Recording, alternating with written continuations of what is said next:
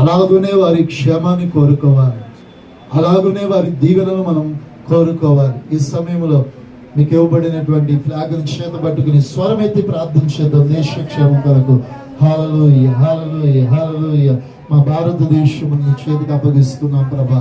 మన దేశ ప్రజలందరినీ చేతికి అప్పగిస్తున్నాం ప్రభా.